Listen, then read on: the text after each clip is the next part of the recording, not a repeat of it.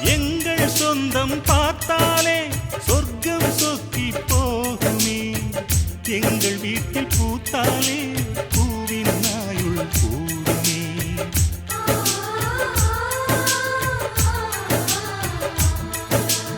இரண்டு கண்கள் என்றாலும் பார்வை என்றும் ஒன்றுதான்.